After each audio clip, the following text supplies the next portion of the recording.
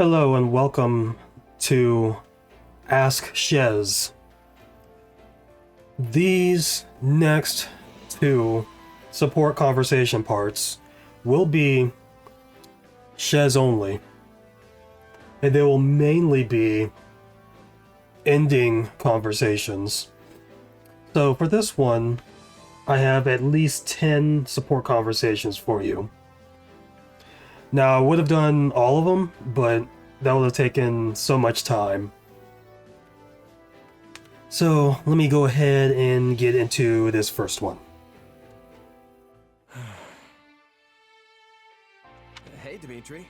Aren't you supposed to be on break today? What's got you down? It's nothing. I suppose I'm just finding it difficult to relax. It is vexing to no end to lay around doing nothing, while everyone else busies themselves with vital work.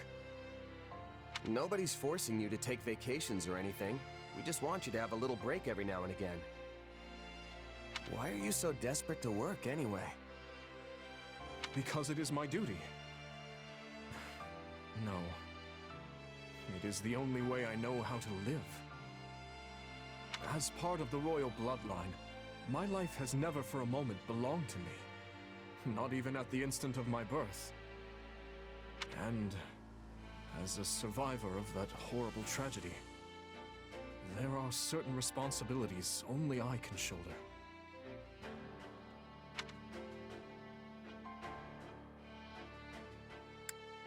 I'll disagree. I don't get it. Why does all that stuff have to fall on you? Nothing's gonna go the way you want if you can't bring yourself to trust people who just want to help. And don't even try to tell me you'd be happy with that. All I want is to ease the pain, both for those who perished that day and for those who yet live. I'm fully aware that I will need to make sacrifices if I ever hope to accomplish that goal. But I will not drag others into my own personal crusade. I won't let anyone else suffer. So, you see, it's better for me to carry the burden myself. And better for everyone else as well. You say you don't want to see people suffer, but what about you, Dimitri? What about your pain? You don't have a hope in the world of caring for other people if you can't care for yourself first.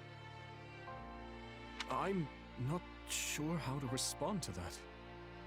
And in truth, I don't know how to alleviate my own pain. I've never given the matter any thought. What would happiness even look like for me? How can you not know something like that? Just think about it. What kind of things make you smile? Maybe when you finally conquer a tough rival, or hold a banquet after surviving a dangerous battle. I don't believe I bear the right to such happiness, but if that time were to come, it would be upon my death, having devoted my life to forming a peaceful kingdom full of joyful citizens. Seriously? You can be downright dismal sometimes, you know that? Why's death the first thing that comes to mind when you think about being happy? Dismal? Yes, perhaps you're right. But I find it difficult to consider anything else that may cause me joy. Come on, nothing? What about ending this war quick and celebrating with all your friends? I'm sure Dedue and the others would whip up the grandest feast you've ever laid eyes on. No, such revelry would be wasted on me. But I suppose seeing the smiles on everyone's faces would be enough. Thanks for thinking of us, oh great king. But fine, if you want to carry your own burdens for the rest of your life, so be it.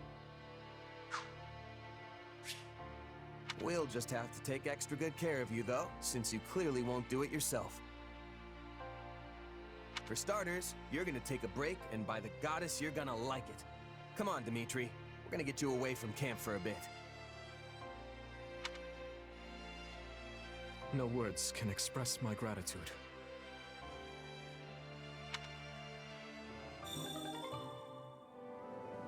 That ends their support conversation. Dedue, sir. We'd like to hear your opinion on the matter we discussed earlier.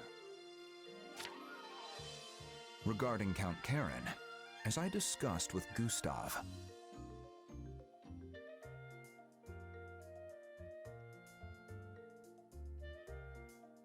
Looks like things are finally changing, Dedue. They've really started warming up to you, huh? they have. That soldier I was speaking to lost his mother in Dusker. She was a knight of the kingdom. Naturally, his feelings toward me were complicated. We argued many times. You? Arguing? Can't imagine what that looks like. I thought it better than just letting him hurl abuse at me. Such a reaction was surprising for me as well. But now we have fought together, worried together, faced death together. I have shown him what I'm capable of, and he has come to trust me in turn. Nice. Sounds like you really earned his respect then. Congrats, Dedue. Strange. Why are you so happy for me?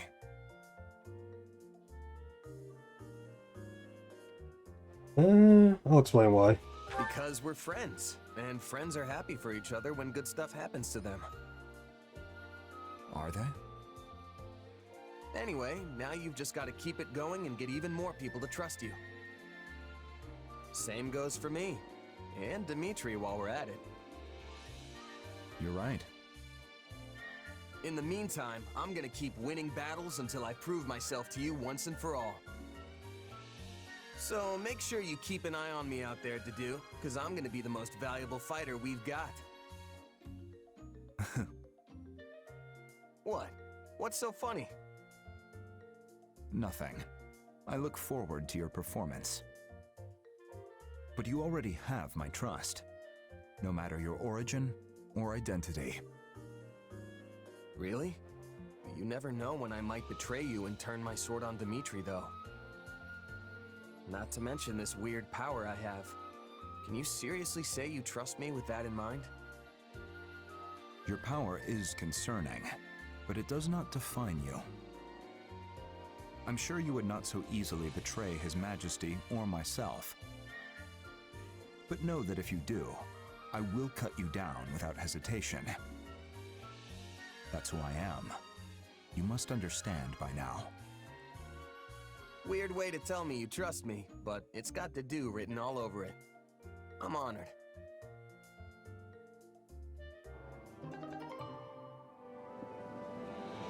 Trust is earned in different ways. That ends their supports conversations.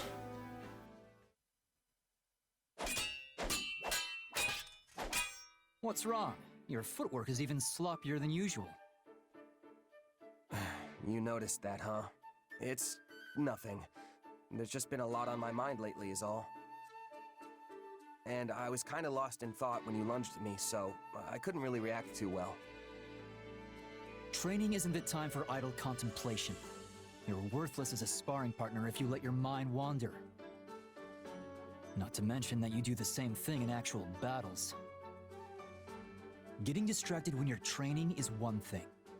Do it out there, and the enemy will cut you down without hesitation. We've been through this before. If there's something on your mind, just come out with it already. I'll tell him. I was just thinking you have a pretty good read on me now, too. It was obvious something was wrong from the way you were fighting. And this is just payback for last time, so no complaining. Oh, don't worry. I'm not. If you say so. There's still something I don't understand, though. Where did you learn to fight like that? You clearly don't move like a knight, but I've never seen a mercenary use those techniques either. I guess you could say I taught myself. I didn't really have one teacher who showed me everything. If anything, I just kind of picked stuff up as I moved from one band of mercs to the next. That explains it. I was wondering why your style was so hard to read. Both knights and mercenaries use a standard set of battle-tested tactics, a book they all play by. But you're not bound to any single convention. I suppose that's what I found strange. Probably doesn't help that I don't have to draw my sword like everyone else. When I think about it like that, it might have been for the best that I taught myself instead of subscribing to a particular school of thought. A unique style all your own. Fascinating. Teach me. I'd be glad to, but I'm the only one who can use my sword. It won't be easy to replicate. That's for me to decide. If nothing else, I can adapt your moves for my own purposes. The more styles I know, the better.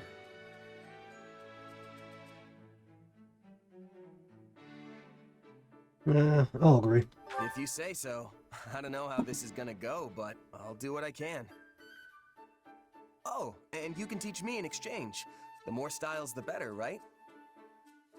You fight sorta like a knight, but also sorta not. I mean that in a good way, of course. I'm not sure how to put it. It's almost like you react to the situation as it plays out. So, yeah, if we can combine our two styles somehow, I bet we'll both end up stronger for it. Maybe so.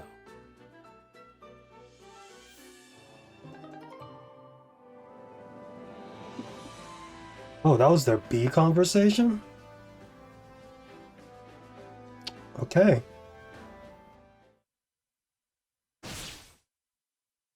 He's making a run for it, Felix. Don't let him get away. Not a chance. He's mine! Nice work out there. It's a real confidence boost knowing you have my back.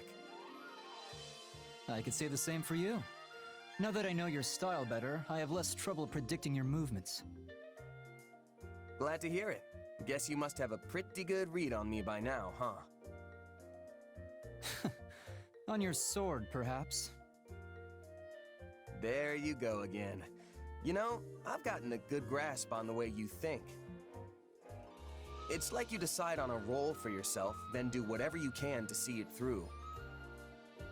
Of course, the role changes depending on the situation and who's fighting beside you. Sometimes you attack, sometimes you defend. It's incredible just how versatile you are. No need for compliments. That's simply how I was taught to be. Really? By who? My father. He may prefer a spear or magic, but he's more than capable with a sword in his hands too. Right. Makes sense it'd be Rodrigue. His weapon of choice might be different, but he adapts himself to the flow of battle just as well as you do. Probably better, actually. The style didn't start with him, though. It's something the leaders of our house have passed down throughout the ages. House Fraldarius has been the king's lance and shield for generations. Ever since the time of Kaifin, sworn friends of the great King Lu. At times, we've been sent to defeat the crown's enemies. At others, we've held back to defend the throne. I admit the style has its uses, idiotic history of blind faith aside. Huh. So that's why you fight the way you do. You're indispensable, Felix. Not just to Dimitri, but to everyone else too. I suppose if I'm a lance and shield, you would be like some kind of projectile, an arrow or a stone. Yeah, I'm confused. Wait, is that supposed to be a compliment? What's that even mean? Do you need me to draw you a picture? You're always coming out of nowhere and throwing the enemy off guard. Between that sword of yours and the way you can shapeshift, nobody ever knows what you'll do next. Some might say your powers are dangerous, but I think they provide the perfect element of surprise. Huh. Glad to hear you say so. There's one fault I can't get past, though. You can never stay focused during battle. It's almost like you're talking to someone while you fight. Someone in your head that... Hey, what's with the smile? Huh? Oh, sorry. I'm just really happy we've gotten to know each other so well. Only a true friend would be that open with their criticism. Thanks, Felix. Say what you will. That's the last piece of advice I'm ever giving you. He wasn't really mad, was he? It's so hard to tell sometimes.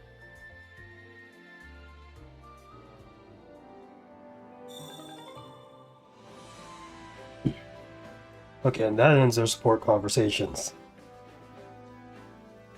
But it's like Felix knows what's going on in Shez's head. Better watch out, Arvel. It's been a while since we sent that letter, but we still haven't received a response. Yeah, we know the village chief got it, though. And we know he read it. The soldier who delivered it confirmed as much. But he never wrote back. I wonder why. Hard to say. Maybe he just doesn't want to get involved, or maybe he doesn't remember us. Part of me almost wonders if my mom didn't make him promise not to tell me anything. Not that I have any proof she'd do that.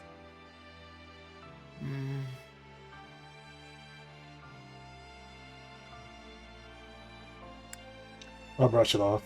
It's fine, honestly. If he's not gonna respond, then it's probably just a dead end. And you're okay leaving it be?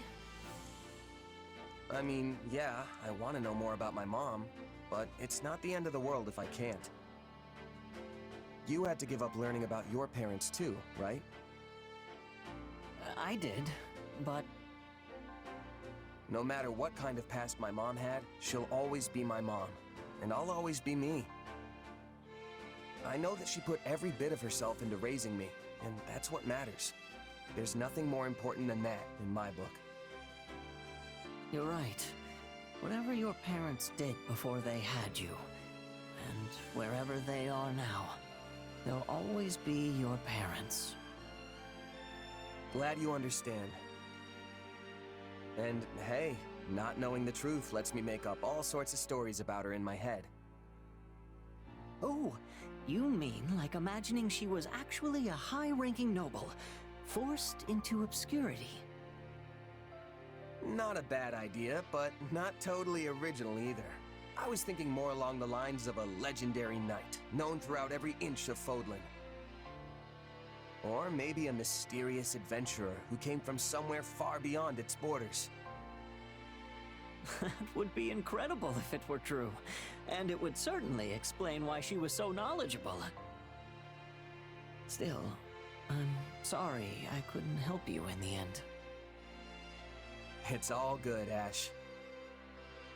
Without you, I never would have spent all this time thinking about my mom and who she really was. So even though we came up empty-handed, I'd say the journey itself was entirely worth it. Yeah. Anyway, I should probably get going. Just remembered I've got a huge to-do list and not nearly enough time to do it. See ya.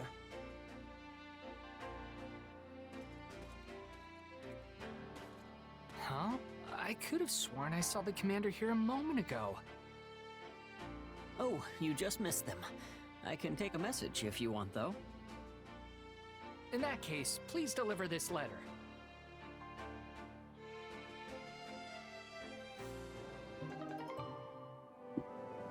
Oh, I wonder what that letter's about. But that ends their support conversations. We'll never know. Ugh, today's training was rough. Guess I need to start working even harder if I want to keep up. You know, it's amazing just how into all this you are, but I do feel kind of bad for you. Why? It's my own fault for not being up to snuff. Just you watch, Sylvain. I'm gonna stand head and shoulders above everyone else in the next battle.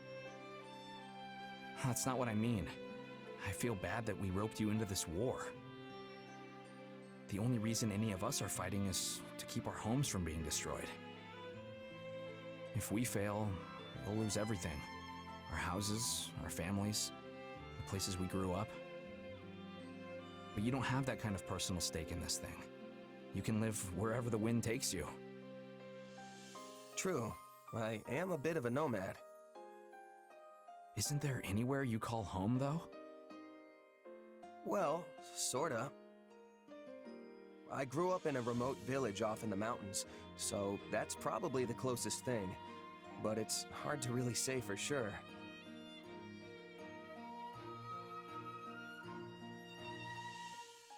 Honestly, I doubt I'll ever understand what it means to have a home like all of you do. So what? Are you just in this for the money then? Deny it. No, I'm only putting all this effort in so I can make sure my friends get through the war alive. Though, I'm not gonna complain about the money either. Okay, now you're just trying to sound good. Though it is working, I'll give you that. Really, I think this is the closest thing to a home I've ever had. Because I've got all of you here. Are you sure? This place doesn't make for quality living, trust me. I mean, it's cold, it's desolate, and there's nowhere to go to have any fun. Plus, we've constantly got enemies like Srang soldiers coming at us from every angle. Well, I can't deny that. But it's still important to you anyway, right? Yeah, there's no doubt about that. And it's our job to make it a place where everyone can live in peace. Right. Who knows what'll happen after the war, but for now, I'm with you guys every step of the way. I appreciate it. Oh, yeah, and about those plans for the fire orb I showed you? Would you mind helping me with a little experiment later? The thing hardly had any punch to it when I tested it. Sure. Sounds like it's a long way off still, huh? Hey, I'm trying here. I even got in touch with the School of Sorcery to see if they could help. No rush, Sylvain. I'm sure you'll finish it one of these days. I've spent enough time with you to know. You can do anything when you put your mind to it.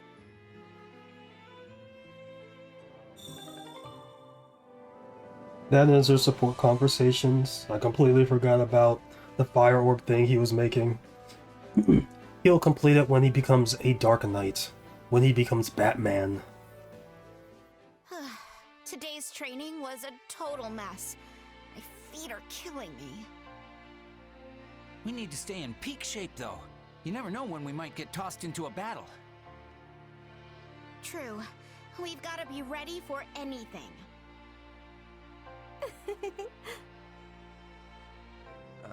Mercedes? You daydreaming again? I've gotta say, you've been acting all kinds of weird lately. Have I? I feel perfectly fine, I assure you.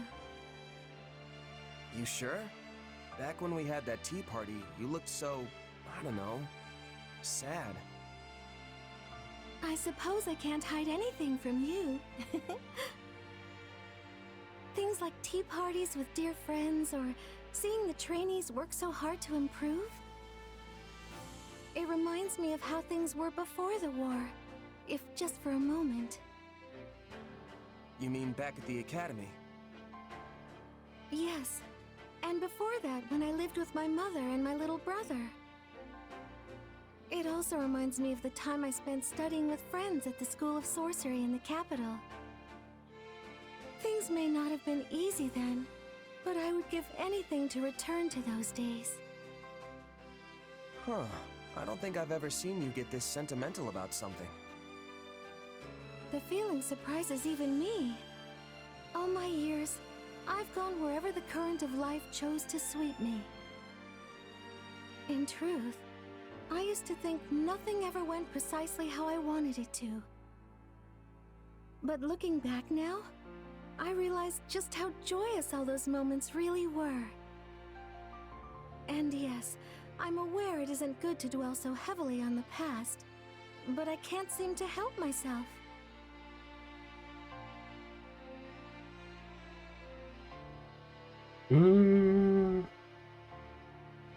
Admonish her. There's no going back in time, though. It's better to focus your energy on the things you can control right now, in the present. Sure, we're smack dab in the middle of a war, but that doesn't mean you can't find joy in your day-to-day life.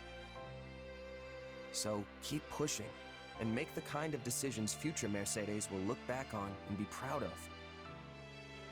Thank you, truly. You're such a strong person.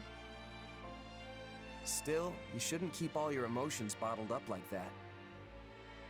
We might not go back to the peace of the old days anytime soon, but we can still have tea parties. I'm always here to listen if you ever need to get something off your chest, Mercedes. You mean that? I'm so glad to hear it. In that case, why don't we have one right now? Sure, I don't mind. But why now? Because I used the money I'd been saving up to buy some more ingredients. Remember how we were talking about all those different kinds of delicious fruit desserts before?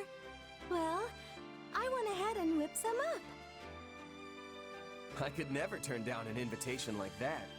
Can't wait to see what you came up with.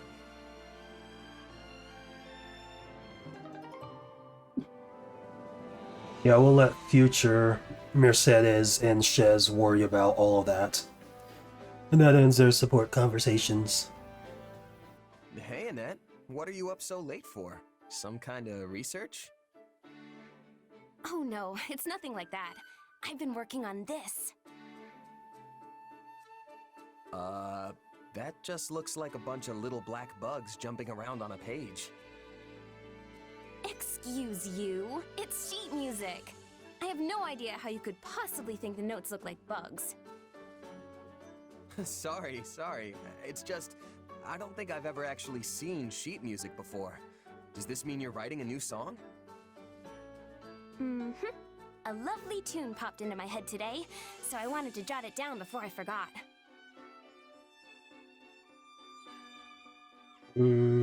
Ask what kind of song it is. What kind of song is it? I can't read sheet music, so I'm having trouble imagining what it'll be like. If it turns out right, it'll be bouncy and fun. Though I'm nowhere near finishing the lyrics yet. Still, I want to write something happy. A song that'll make people feel good when they sing it. That sounds great. I can't wait till it's finished. Hey, do you remember the song I wrote about that night? Night?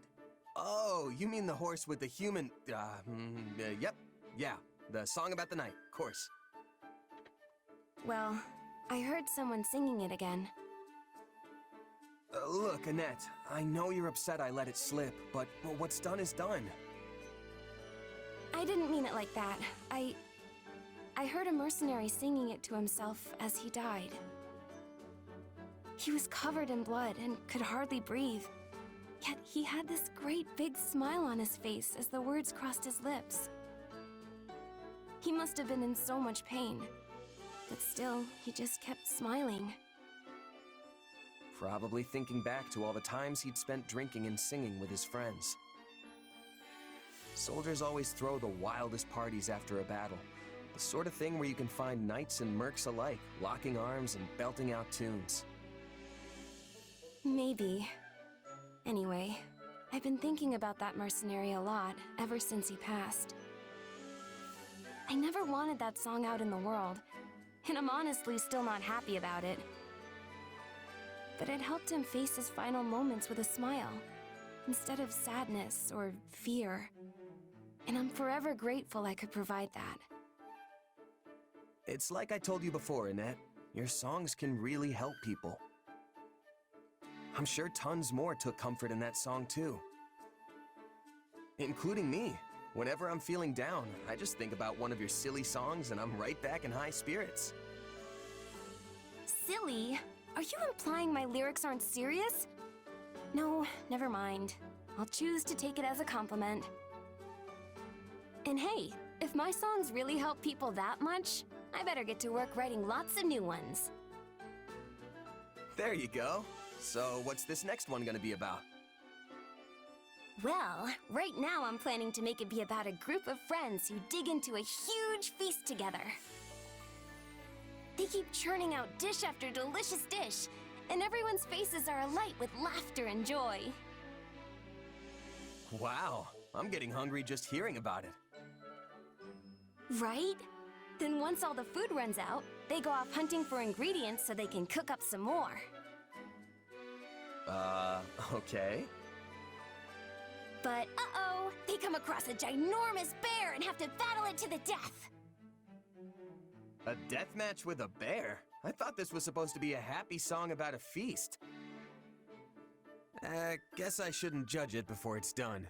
Just let me know when you're finished, okay? I want to be the first in line to hear it. Yes, of course.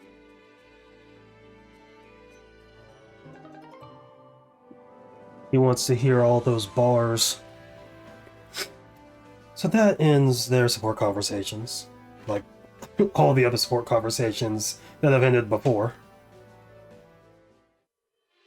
Hey, Ingrid. Not too often I see you wandering in town like this. Oh, I was just out for a walk. What about you? Are you here to do some shopping?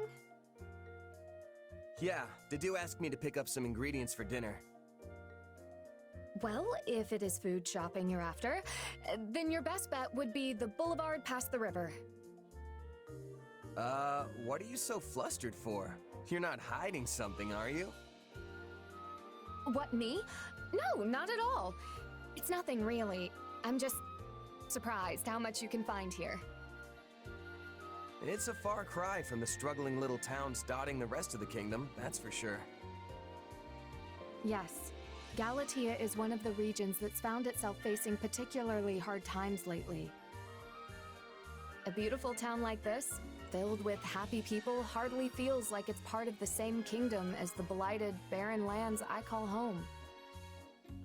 The street lined end to end with blacksmiths is an especially magnificent sight. Not to mention all the wonderful smells wafting from the food stalls. Sorry, I lost myself for a moment there. In any case, it's great to see just how prosperous this town has become.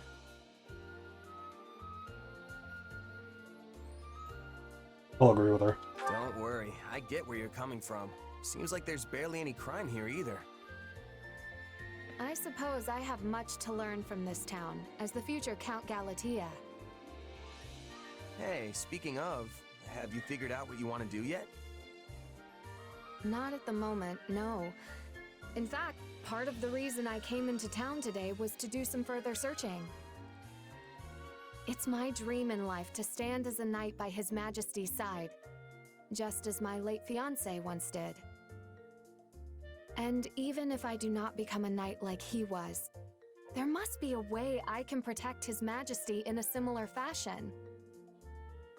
Perhaps I could teach the people of my house the ways of farming and travel the kingdom cultivating land for those who need it most. That's an idea. Definitely an unusual job for a count, but it'll be welcome for sure. And if you managed to help the kingdom prosper while you did it, people would grow more and more satisfied with the royal family's rule. That's certainly one way to protect the king.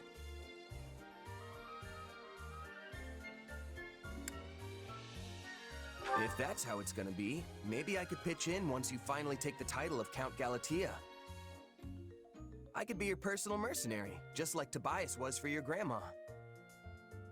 You do realize how much work that would be, don't you? My grandmother gave those mercenaries every task under the sun, and then some. Psh, I can handle anything you throw at me, no problem. Even if you ask me to fetch you meat skewers every day to save you a trip into town. What? I would never. Still, thank you for the offer. I will hold you to it.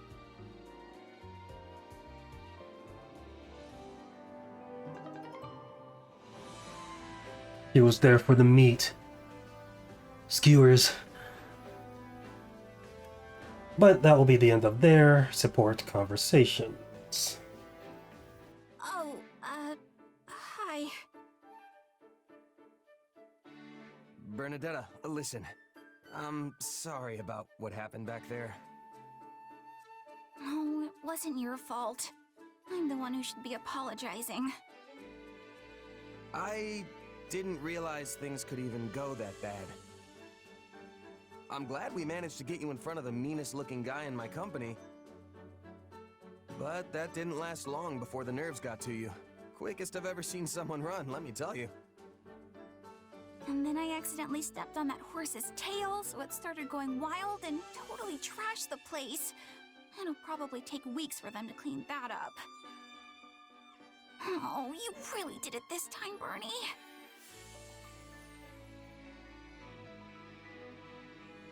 I'll tease her a bit. Kind of a shame. It would have been way cheaper to just buy the herbs from Anna and be done with it.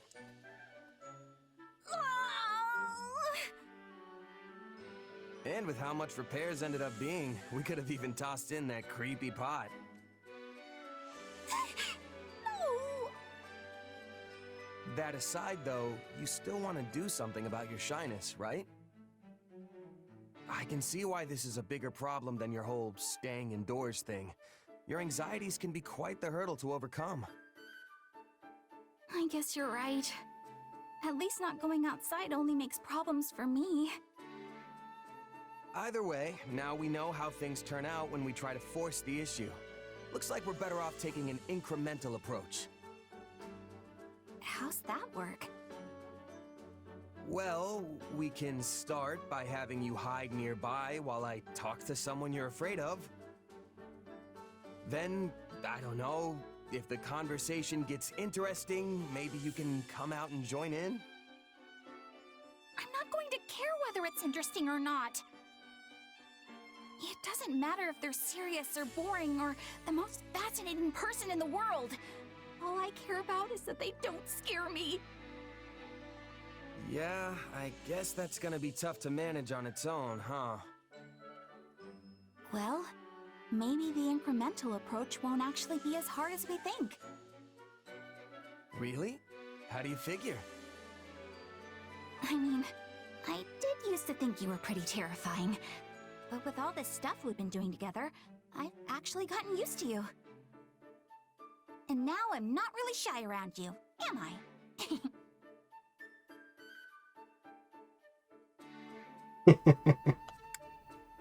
Wait, she was afraid of me? Not exactly flattered to hear that, but... Well, I guess I'll just be glad I don't scare you anymore. Sounds like spending time with someone is the key, which means we'll just have to toss you straight into the deep end and see if you can swim. No, not the deep end! I hate the deep end! Sorry.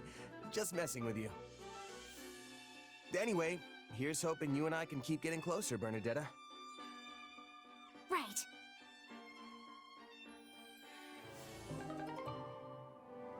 So it worked somewhat. That'll be the end of their support conversations, sadly. Okay, so I'm going to actually stop there. I'm going to make a part 2, which should have at least 7 support conversations. So until then, I'll be seeing you.